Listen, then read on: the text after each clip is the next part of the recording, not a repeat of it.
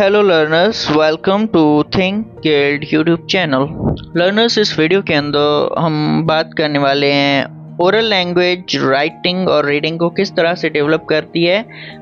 ये हमने चीज़ें पहले देखी हैं और ओरल लैंग्वेज के थ्रू रीडिंग और राइटिंग को डेवलप कराने के लिए हम कौन सी स्ट्रेटजीज यूज़ कर सकते हैं, या सिंपल हम रीडिंग और राइटिंग की डेवलपमेंट के लिए स्ट्रेटजीज कौन सी यूज़ कर सकते हैं। सिंपल स्ट्रेटजीज हैं, फॉर टीचिंग स्ट्रेटजीज की हम बात कर रहे हैं यहाँ पे।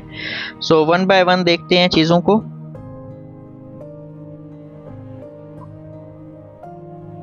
ओके, यहाँ से अगर हम देखते हैं तो सबसे पहले यहाँ पे हम तीन चीज़ें देखेंगे।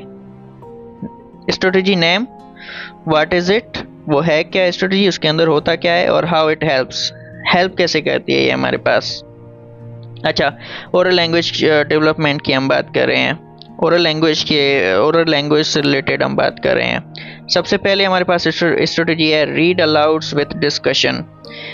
हो क्या रहा है इसमें, यहाँ पे अगर देखते हैं, teacher reads text allowed and engages student in interactive discussion. Teacher जो है वो टेक्स्ट को लाउडली रीड कर रहा होता है और साथ ही साथ डिस्कशंस हो रही होती हैं। डिस्कशंस किस तरह से, टीचर चीज़ों को एक्सप्लेन कर रहा होता है, बच्चों से क्वेश्चंस कर रहा होता है, वर्ड मीनिंग्स जो उनको डिस्कस कर रहा होता है। सो इस तरह की चीज़ें जो है वो दौरान रीडिंग के दौरान जो है वो हो रही होती हैं।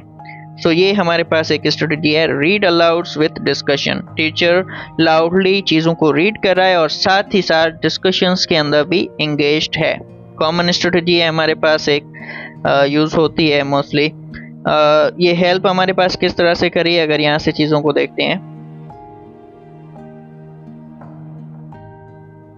ओके, यहाँ से अगर हम चीज़ों को देखते हैं तो ये किस तरह से हेल्प करी है। Builds vocabulary, listening, comprehension and exposure to fluent reading. Read aloud के साथ क्या हो रहा है, सबसे पहले तो हमारे पास है जी वोकैबुलरी, वोकैब डेवलप हो रही है यहाँ पे। Build vocabulary, word power build होगा इससे। टीचर एक्सप्लेन कर रहा है, बच्चे जो है उन्हें सुनेंगे, वर्ड्स को सुनेंगे और साथ ही साथ टीचर डिस्कशन कर रहा है, वर्ड मीनिंग्स बता रहा है, तो एक वोकैबुलरी जो है वो स्ट्रांगली बिल्ड होगी। दूसरा है लिसनिंग, अच्छी होगी बच्चों की। थर्ड पॉइंट है इसके अंदर कॉम्प्रीहेंशन अच्छा होगा, चीज़ों को सही से समझ पाएंगे। जब डिस्कशन हो रही है, टीचर समझा रहा है, बच्चे भी इन्वॉल्व हो रहे हैं, तो कॉम्प्रीहेंशन और अंडरस्टैंडिंग अच्छी होगी।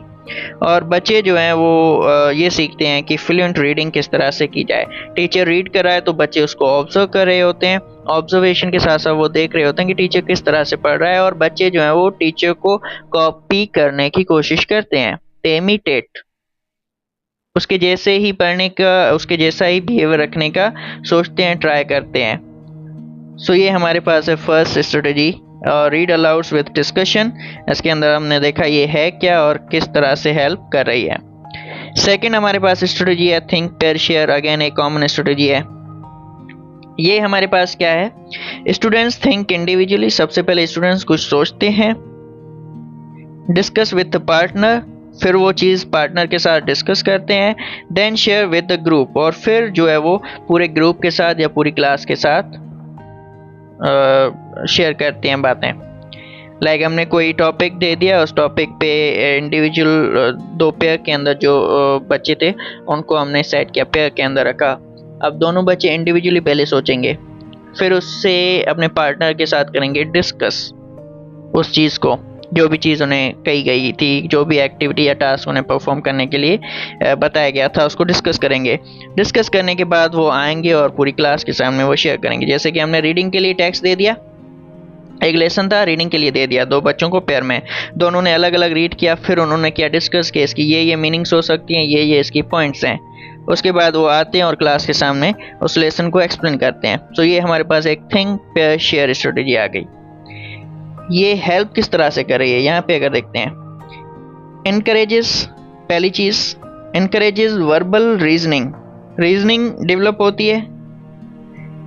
आइडिया फॉर्मुलेशन, आइडियाज किस तरह से जनरेट करने हैं, ठीक है, हमने जैसे बात की, पहले उन्होंने सोचा, सोचने के बाद डिस्कस किया, तो वहां से क्लैरिटी आ जाती है कि किस तरह से जो है वो आइडियाज फॉर्म करने हैं, सोचना किस तरह से, डिस्कस कैसे करना है, और डिस्कस करने के बाद जो है मॉडिफिकेशन कैसे आती है आइडियाज़ के अंदर, ये सारी चीज़ें हैं। एंड प्रिपरेशन फॉर राइटिंग, और जब आइडियाज़ जनरेट होते हैं तो बच्चा जो है वो राइटिंग के लिए प्रिपेयर्ड होता है, फिर लिखने के लिए रेडी हो जाता है। सो ये है हमारे पास second strategy, think pair share. Next we have is story retelling. बच्चों ने कोई स्टोरी पढ़ ली, उसको आके फिर ऑन वर्ड्स के अंदर एक्सप्लेन कर रहे हैं। यहाँ पे जो हम बात कर रहे हैं, यहाँ पे students retail a story using their own words. उन्होंने कोई स्टोरी पढ़ी, कोई स्टोरी सुनी, वो आए और फिर से अपने ही अल्फाज में उन्होंने क्या समझा वो चीज़ जो है वो एक्सप्लेन कर रहे हैं। सो इससे क्या होगा, डेवलप सीक्वेंसिंग, सीक्वेंस के अंदर, कोहेरेंस के अंदर आइडियाज़ को शेयर करना आ जाता है उन्हें। नैरेटिव स्ट्रक्चर, स्टोरी की स्ट्रक्चर जो है उसकी क्लैरिटी आ जाती है और वोकेबलरी बिल्ड होती है। और ये सारी चीज़ें हमारे पास रीडिंग और राइटिंग में भी मैटर करती हैं। वोकेबलरी रीडिंग में मैटर करती है, सीक्वेंसिंग और नैरेटिव स्ट्रक्चर ये भी हमारे पास रीडिंग और राइटिंग, वोकेबलरी भी जो है वो रीडिंग और राइटिंग दोनों में मैटर करते हैं हमारे पास। सो स्टोरी रीटेलिंग के थ्रू भी हम टीचिंग कर सकते हैं। Number 4, oral rehearsal. Oral rehearsal हमने पहले भी देखा राइटिंग के अंदर। स्टूडेंट्स से sentences allowed before writing. Sentence लिखने से पहले जो है वो स्टूडेंट्स लाउडली जो है वो, लाउडली मीन्स के इतना लाउडली कि वो खुद जो है उन्हें समझ पाएँ, फील कर पाएँ। सो स्टूडेंट्स जो है वो पहले ओरली बोलते हैं सेंटेंसेस को, उन्हें क्लैरिटी मिलती है टोन के हवाले से, रिदम के हवाले से, फीलिंग्स किस तरह से आ रही हैं, कौन से इमोशंस जो है वो सेंटेंस में आ रहे हैं, किस तरह से चीज़ें या स्ट्रक्चर जो है वो वर्क कर रही है सेंटेंस की, ये सारी एक क्लैरिटी आ जाती है। और क्लैरिटी के साथ बाद में स्टूडेंट्स जो है वो लिखते हैं, और तो ये एक इम्पैक्टफुल और इफेक्टिव राइटिंग बनती है। ये हेल्प किस तरह से कर रही है, इम्प्रूव सेंटेंस स्ट्रक्चर, सेंटेंस की स्ट्रक्चर की क्लैरिटी आ जाती है, फ्लुएंसी अच्छी बनती है राइटिंग में, और राइटिंग में क्लैरिटी आ जाती है। ठीक है,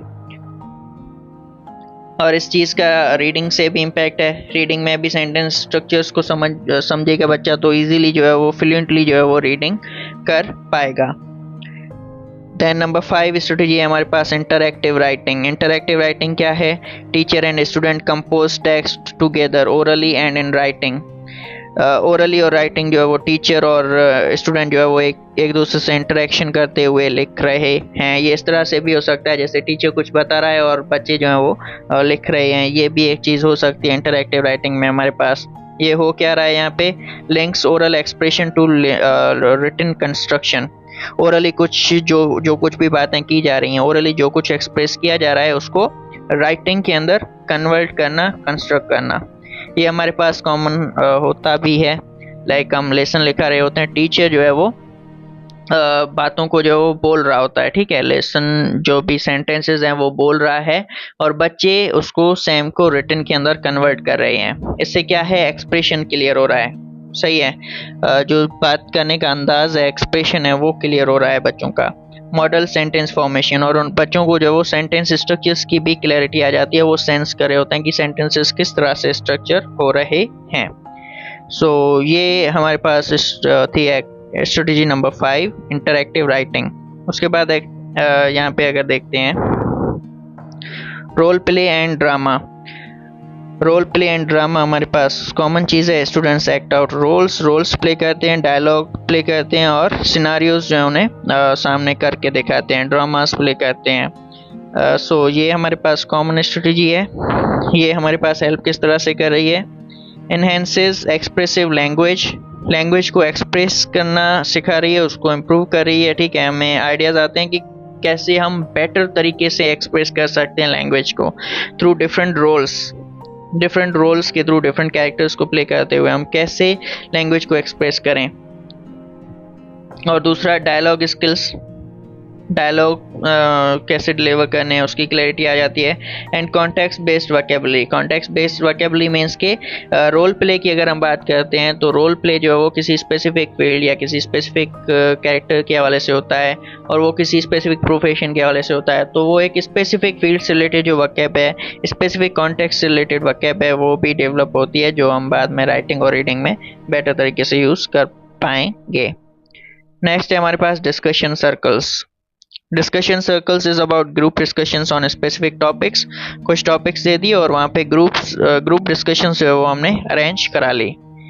जैसे रीडिंग के लिए हमने कोई एक टेक्स्ट, पीस ऑफ टेक्स्ट दे दिया है, पीस ऑफ टेक्स्ट जो वो हमने ग्रुप में दिया है और बच्चे उसको पढ़ रहे हैं और फिर उस पर डिस्कशंस कर रहे हैं। सो ये हमारे पास एक स्ट्रेटजी आ जाती है टीचिंग के लिए। ये हेल्प किस तरह से कर रही है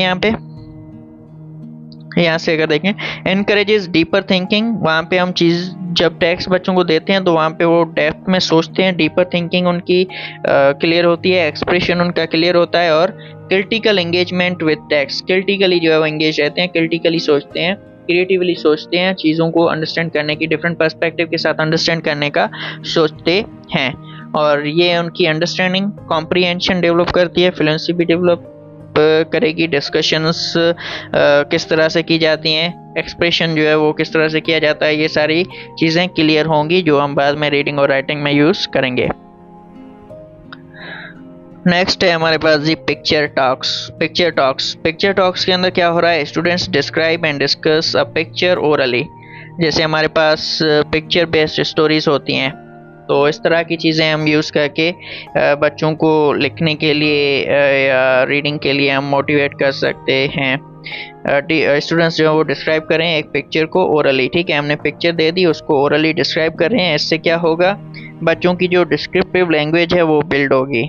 यहाँ पे देखते हैं, डिस्क्रिप्टिव लैंग्वेज बिल्ड होगी, चीज़ों को डिस्क्राइब करना सीखेंगे और सेंटेंस कनेक्ट कंस्ट्रक्शन सीखेंगे, सेंटेंसेस किस तरह से बनाने हैं, और राइटिंग आइडियाज जो हैं वो भी बिल्ड होंगे।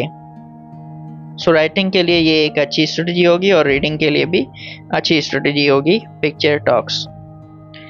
फिर है वोकैबुलरी टॉक्स। वोकैबुलरी टॉक्स क्या है, focused oral activities around new vocabulary.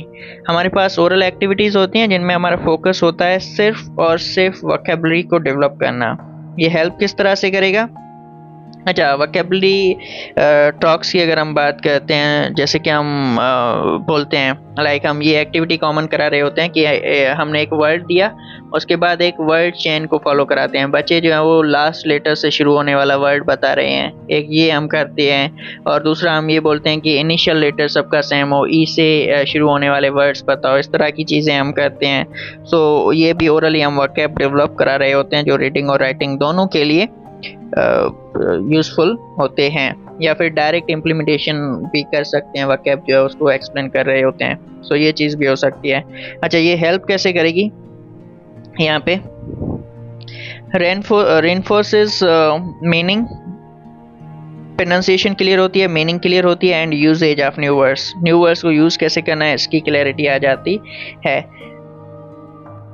Words before reading और राइटिंग और रीडिंग से पहले ही जो है वो क्लैरिटी मिल जाती है कि वर्ड्स का यूज़ क्या है, उनकी मीनिंग क्या है और उनकी प्रोनाउंसिएशन क्या है। ये सारी चीज़ें जो वो बाद में रीडिंग और राइटिंग में हेल्पफुल रहती हैं।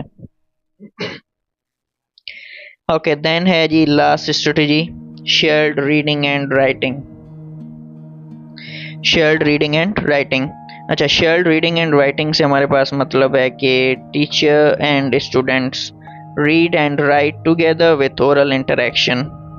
टीचर और स्टूडेंट जो है वो एक साथ रीड करते हैं, एक साथ राइट करते हैं, और ओरल इंटरेक्शन उनका रहता है। ऐसे टीचर जो है वो कोई भी बात कर रहा है और साथ ही साथ जो डिस्कशंस करता जा रहा है, कुछ लिखा रहा है, और साथ ही साथ उन्हें word by word orally read कर रहा है और एक्सप्लेन भी करता जा रहा है। सो ये सारी चीज़ें जो है वो शेयर्ड रीडिंग एंड राइटिंग के अंदर आ जाती हैं।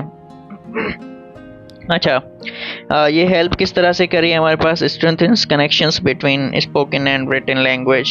इससे हम स्पोकन और रिटन लैंग्वेज को कनेक्ट कर रहे हैं, और स्पोकन और रिटन लैंग्वेज को कनेक्ट करेंगे तो हमारे पास एक्सप्रेशंस क्लियर होंगे, कॉम्प्रिहेंशन स्ट्रांग होगी, फ्लुएंसी स्ट्रांग होगी, वोकैब पावर बिल्ड होगा, और रीडिंग के सारे कंपोनेंट्स जो है साउंड से रिलेटेड हो, यूनिट्स डिफरेंट वर्ड स्पेलिंग से रिलेटेड हो, प्रोनाउंसिएशन से रिलेटेड हो, और भी बहुत सारे फीचर्स हैं वो, प्रेडिक्शंस आ गई, इन्फेरेंसेस आ गए, आइडिया जनरेशन आ गई। सो बहुत सारी चीज़ें जो है वो हमारे पास क्लियर होंगी। सो यही थी हमारे पास 10 कॉमन स्ट्रेटजीज जिनको यूज़ करके हम ओरल लैंग्वेज को यूज़ करें और रीडिंग और राइटिंग को डेवलप कराने के हवाले से, या रीडिंग और राइटिंग के फैक्टर्स जो हैं उनको डेवलप करने के हवाले से यूज़ कर पा रहे हैं। So this is over for this video. यही था हमारे पास, और इसके साथ ही हमारे पास 4 वीडियोस यहाँ पे पूरे हुए about oral language for oral language as foundation of reading and writing. इसके अंदर हमने ओरल लैंग्वेज को डिस्क्राइब किया हुआ है, oral language as foundation of writing, oral language as foundation of reading को देखा, और कुछ स्ट्रेटजीज देखी जो हम यूज़ कर सकते हैं for development of reading and writing using oral language. So यही था हमारा, और ये टॉपिक यहाँ पे हमने कवर कर लिया। आपका कोई भी क्वेश्चन हो इन चीज़ों से रिलेटेड तो वो आप पूछ सकते हैं, और हाँ, कमेंट सेक्शन के अंदर आप क्वेश्चन पूछ सकते हैं। ओके, सो इस वीडियो के लिए इतना ही। Thank you.